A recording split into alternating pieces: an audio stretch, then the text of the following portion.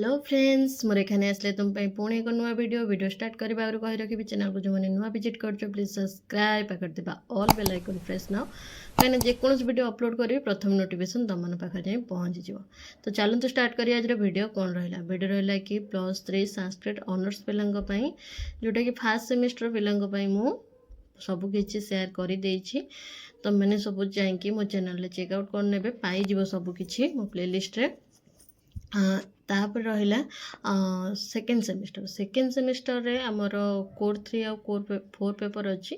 Core 3 रे जहाँ थिला आमर सुकन्या पदास और मेघदूतम अच्छी तार सिलेबस रे। तो सुकन्या पदासर मु सबकि तुम मानक सेयार कर जदि भी आउ कि तुमको लगुच क्वेश्चन आंसर ना बट से ही रही जदि भी तुमको लगुच तो चेष्टा कर लॉन्ग क्वेश्चन शॉर्ट क्वेश्चन बाहर करने।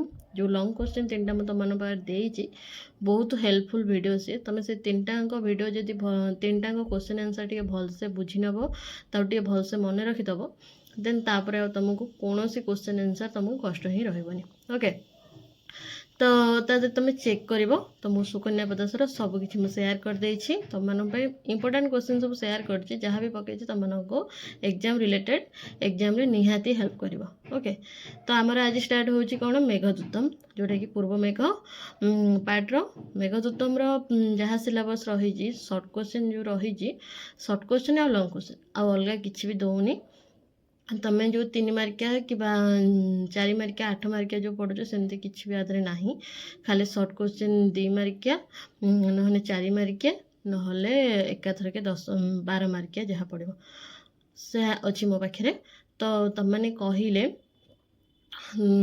जहाँ मुझे तुमको दौची ना जो सब भल से पढ़ीदब सी जिते मार्किया पढ़ले भी तुम मान किसी प्रोब्लेम हेनी तुम मैंने सबकि कर बास तुम मानक क्वेश्चन भलसे बुझीबार अच्छे और एनसर गुड़ा भलसे पढ़ार अच्छे सेम क्वेश्चन पकाए खाली टिके एपट सेपट कर पकाए जमीक तुम मैंने बुझी न पार बास कथा है। तो जीवा यार कौन सर्ट क्वेश्चन रोज मेघदूतम देखा कौन सब रही सर्ट क्वेश्चन। ओके चलो देखा आम आसिले सर्ट क्वेश्चन एगुड़ा जो गुड़ा कि 4 मार्किया पढ़े है 4 मार्किया पढ़े आपको कितु तुम भल से श्लोक गुड़ाक टे बुझी नब श्लोक गुड़ाक टे बुझी नहीं तार सब अनुवाद गुड़ा भलसे मन रखिदेव ना तुम मानू कि भी असुविधा हेनी तुम आ कौन क्वेश्चन आंसर तुम मानू कष्ट हेनी। ओके तो जो क्वेश्चन आंसरटा मुझे तुमको दौची ये रोचे श्लोक और तार व्याख्या क्वेश्चन आंसर। ओके एमती गोटे श्लोक पकईदेव तुम तार व्याख्या कर तार अर्थ कौन केमती कौन से सब लिख किंतु सेम ये जो श्लोक गुड़ाक तुम केमती जान तार अर्थ केमती बुझ श्लोक गुड़ाक मन रखार अच्छे से गुड़ाक सब बुझीबार अच्छे कारण श्लोक जब तुम लॉन्ग क्वेश्चन ऐड न करुछ मार्क तो मिले ही नहीं बहुत कम मार्क मिले 1 मार्क 2 मार्क एमती ही मिले जदि श्लोक 2-3टा ऐड कर दो तुम मान बहुत हेल्पफुल रहिबो। ओके ये जो श्लोक रही श्लोक तुम मान बहुत इंपोर्टेंट श्लोक को तुमको माने भलसे मन रखार भी अच्छी आ भलसे बुझीबार भी अच्छी थे बुझीदे मन रखा सहज हम और लिखा आंसर बहुत सहज हम। ओके जदि तुम मानकर कमेंट आसब जे क्वेश्चन आंसरटा श्लोक गुड़ा को मैम टे श्लोक ही पढ़ातु मो श्लोक तुम मानक देकी तार अनुवाद हिसाब से तुमको देदेवी। ओके तो जीवा देखा कौन रोचे ये देख केमी गोटे सर्ट्रे देदेला किंतु क्वेश्चन एमती पढ़ न पढ़ी टोटाल श्लोकटा तो व्याख्या करने व्याख्या गुरुत्व कही किंतु तुम मानू करार अच्छे।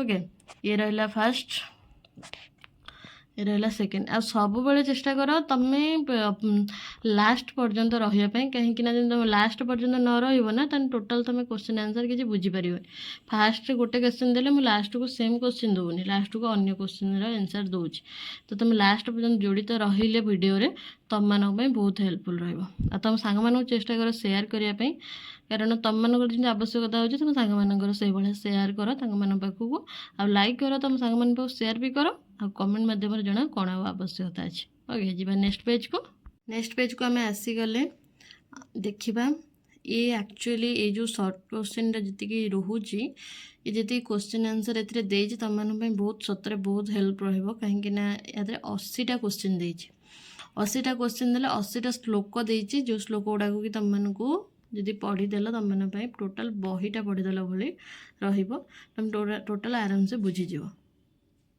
ଓକେ, ତ ମୁଁ ତୁମକୁ 80ଟା କ୍ୱେଶ୍ଚିନ୍ରୁ 10ଟା କରିକି ଗୋଟେ ଭିଡ଼ିଓରେ ତୁମକୁ ଦେବି ହେଲା।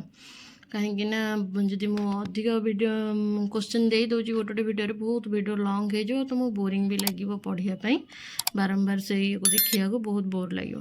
ତ 10ଟା ଦେବି, ତୁମମାନେ ଟିକେ ଭଲସେ ତାକୁ ପଢ଼। ଏକ୍ଜାମ୍ରେ ଭଲ କରିବାରେ, ସାଂସ୍କ୍ରିଟ୍ରେ ଭଲ ମାର୍କ ହେଲେ ଟିକେ ଭଲସେ ବୁଝିଦେଲେ ତୁମମାନେ ଭଲ ମାର୍କ ଉଠାଇଦେବ। ଯିବା ଏବେ ନେକ୍ସଟ ପେଜ୍କୁ ଆମେ ଆସିଗଲେ।